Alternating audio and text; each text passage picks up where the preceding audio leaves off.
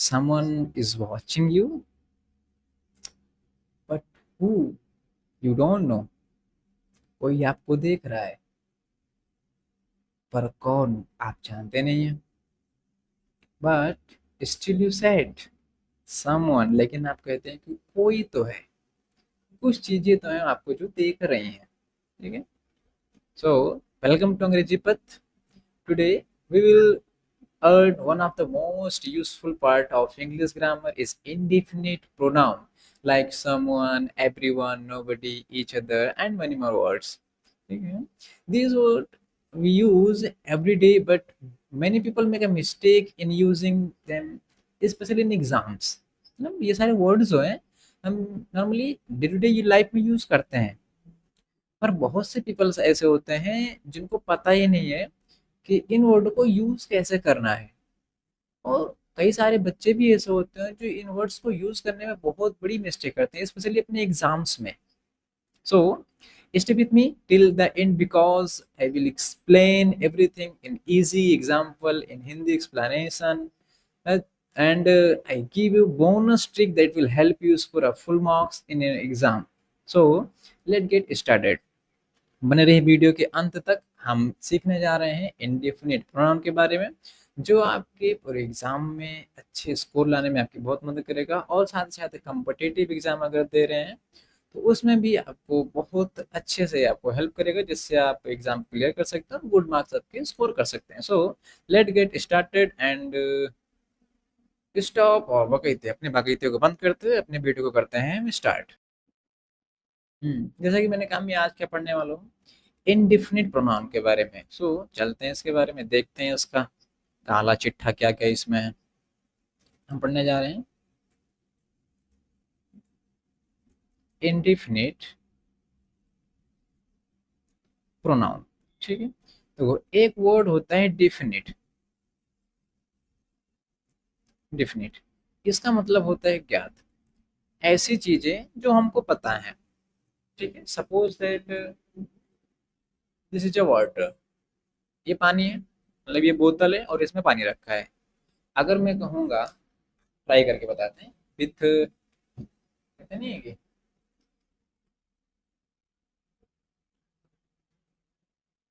हम्म ये हो गया अपना, इस बोतल में पानी है। ठीक है। अब इस बोतल को मैंने दूर रख दिया। अब मैं कह रहा हूँ आई वॉन्ट वाटर, मुझे पानी चाहिए। ठीक है, मुझे पानी मिल जाएगा, कोई दिक्कत नहीं है। अगर मैं कह रहा हूँ आई वॉन्ट द वाटर, अब क्या हो गया, मुझे वही पानी चाहिए। इन द सेंस जो मैंने अभी पानी इस बोतल से पिया है, मुझे वही पानी चाहिए, मतलब मुझे ज्ञात है कि उस बोतल में पानी है। ये होता है डेफिनेट। अगर इसी चीज को हम आगे इन लगा देते हैं तो ये हो जाता है इनडेफिनेट। इन डिफिनिट इसका मतलब क्या हो जाता है, अज्ञात। डिफिनिट है मतलब ज्ञात है, इनडिफिनिट हो गया मतलब अज्ञात। जैसे मतलब समवन, कोई तो है भाई ना जो आपको देख रहा है। आए समझ में। अज्ञात मतलब अनिश्चित हो, कोई पता ना हो उसमें क्या है। ठीक है। जिसके बारे में हमको पता ना हो, जिसके बारे में कुछ पता ना हो, ऐसे जो वर्ड्स आते हैं उनको इनडिफिनिट कहा जाता है। ठीक है। अगर वो एज अ सब्जेक्ट काम करे किसी सेंटेंस में तो प्रोनाउन बन जाते हैं। ठीक। तो बेसिकली जो वर्ड मुख्यतः इसमें तीन वर्ड ही आते हैं काम करने के लिए। जैसे देखते हैं, यहाँ पे लिख देता हूँ मैं।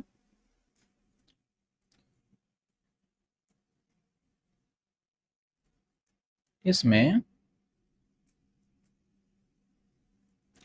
मुख्यतः तीन शब्द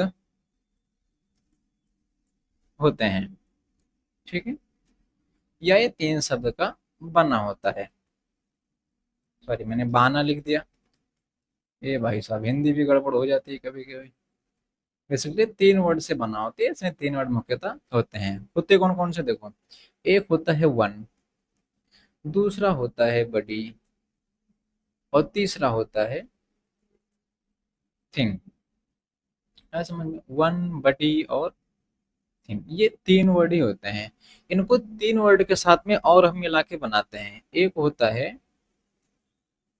नो, दूसरा होता है एनी, तीसरा होता है सम, और चौथा होता है एवरी। ठीक है। अब देखो मैंने स्टार्टिंग में बोला था समवन इज वॉचिंग यू, कोई तो है जो आपको देख रहा है। ऐसे नहीं मोबाइल में आपकी मनपसंद की ऐड आ जाती हैं, someone is watching you but you don't know. देखो अब यहाँ पर अगर मैं मिलाऊं इन दोनों को तो हम क्या कह सकते हैं, नो वन। अगर मैं इसको कंबाइन कर दूं तो नो बडी, यहाँ पे नथिंग, यहाँ पे any one, any buddy,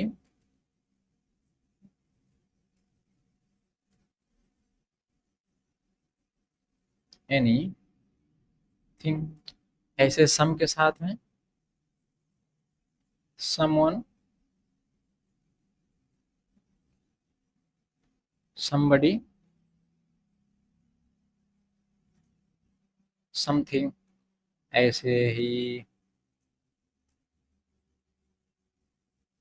everyone, everybody and everything.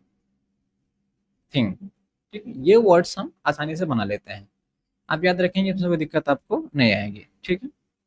ये सारे जो वर्ड होते हैं आए समझ में। जैसे देखो मैंने शुरुआत में एक सेंटेंस बोला था, पहले समझते हैं मैंने क्या कहा था। Someone is watching you. अब यहाँ पे देखना, एक होता है सब्जेक्ट, पूरी इंग्लिश की बात कर रहा हूँ मैं, इंग्लिश से बाहर जाती ही नहीं। सब्जेक्ट, वर्ब और ऑब्जेक्ट। ठीक है। वर्ब के पहले जो भी आता है वो सब्जेक्ट होता है, और सब्जेक्ट के स्थान पे दो ही चीजें आ सकती हैं। बेसिकली तीन आती है लेकिन अभी तक दो ही समझो, जब एडवांस में जाएंगे तो तीन बताऊंगा मैं। एक नाउन आ जाता है, एक प्रोनाउन आ जाता है, एक वर्ब भी बैठता है लेकिन एडवांस में बताएंगे, अभी बेसिक बेसिक पढ़ लो ऐसे ही। ठीक है। तो सब्जेक्ट के स्थान पे या तो नाउन आता है या तो प्रोनाउन। अब ये इज लिखा है ये वर्ब है। अब वर्ब के पहले क्या आता है, सब्जेक्ट, और सब्जेक्ट के स्थान पे क्या बैठा है, प्रोनाउन, जो कि समवन है। अब समवन है तो इसके बारे में हमको पता नहीं है कि कौन है, कैसे है, कहाँ, कुछ नहीं पता है, अज्ञात है। प्रोनाउन है, तब हम इसको क्या कह देंगे, ये कौन सा प्रोनाउन हो गया, इनडेफिनिट। Indefinite pronoun. ठीक है। क्योंकि इसके बारे में पता नहीं था। कहने का मतलब क्या हो गया मेरे, अगर इन सारे वर्ड को जो यहाँ पे मैंने लिख रखा है,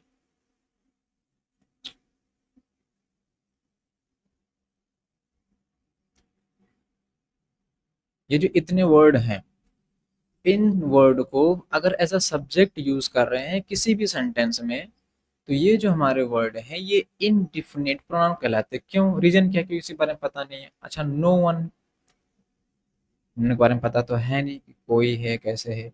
नो बडी, समवन, पता नहीं है। आई थिंक समझ में आ गया। इतना क्या है, अगर इन सारे वर्ड्स को एज अ सब्जेक्ट यूज कर ले रहे हैं तो ये जितने भी वर्ड हैं ये इनडेफिनिट प्रोनाउन के अंदर आ जाते हैं। ठीक है। यहाँ पे इसकी डिफिनेशन, कई बच्चों से डिफिनेशन नहीं लिखते हो, उसके बारे में बता दो। डिफिनेशन आप खुद बनाना सीखो, है ना। वैसे बोल दे रहा हूँ, आप लोग लिखना चाहें तो लिख सकते हैं। When this word use as a subject in any sentence then it is called indefinite pronoun. यदि इन शब्दों को किसी भी सेंटेंस में कर्ता मतलब सब्जेक्ट के रूप में यूज किया जाता है तो ये सारे जो वर्ड होते हैं, ये इन वर्ड्स को इंडेफिनिट प्रोनाउन के अंदर रखा जाता है। ठीक है। यहाँ पे नोट बना के लिखते हैं। और देखो यहाँ पे क्या लिखा है मैंने एग्जाम्पल में, समवन के बाद मैंने इज यूज किया है। यहाँ पे समवन के बाद जो है इज यूज किया गया है। कहने का मतलब क्या है, ये सारे जो वर्ड होते हैं ये हमेशा सिंगुलर ही यूज होते हैं।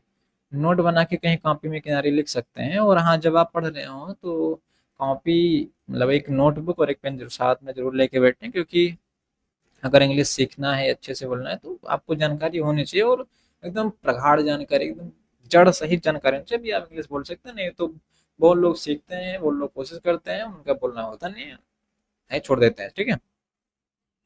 ये जो वर्ड होते हैं ये हमेशा यूज होते हैं singular.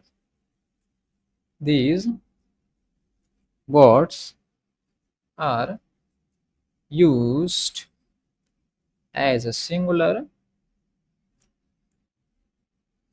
and takes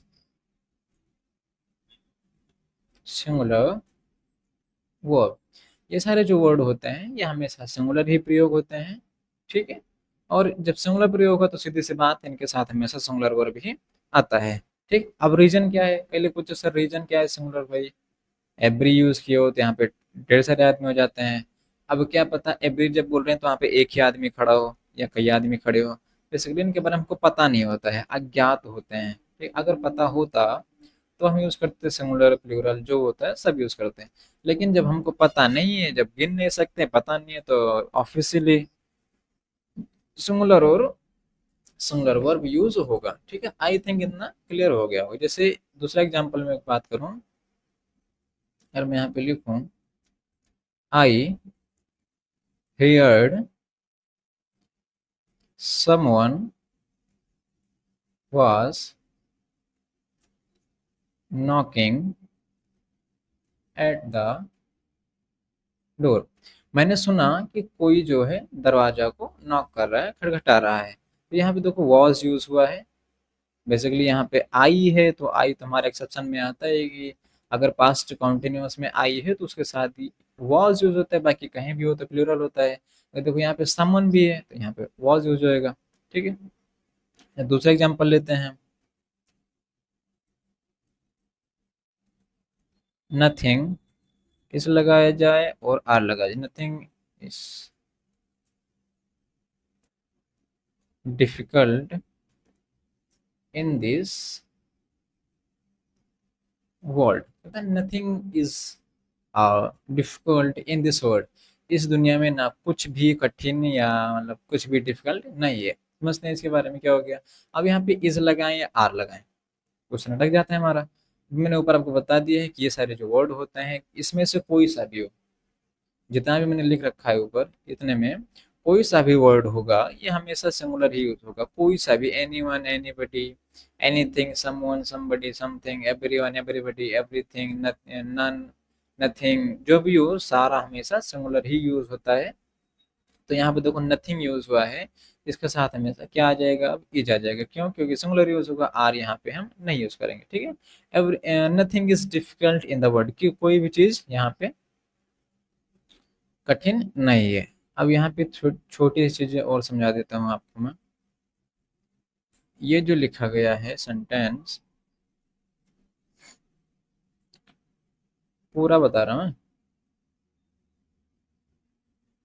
no one, any one, someone, everyone, nobody, anybody, somebody, everybody, जितने भी वर्ड है मतलब वन और बडी वाला जो होता है ये हमेशा यूज होता है लिविंग के लिए, यूज फॉर लिविंग। थिंग्स लगा देते हैं, जितनी भी जीवित वस्तुएं हैं उन जीवित वस्तुओं के लिए अगर हमको नहीं जानकारी है, ठीक है, तो यहाँ पे नो वन, एनी वन, सम वन, एवरीवन को यूज कर लेंगे जीवित है तो। और अगर निर्जीव है तो थिंग वाला यहाँ पे लिख देंगे, यूज फॉर नॉन लिविंग, ठीक है।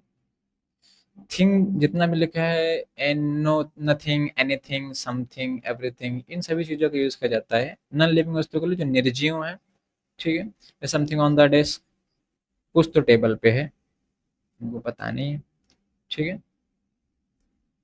ऐसे एनीथिंग डू यू वांट, आप कुछ चाहते हैं। अब तो अगर पूछा एनीथिंग डू यू वांट, अगर इसका मतलब क्या हो गया कि मैं निर्जीव में पूछ रहा हूँ कुछ चाहते हो।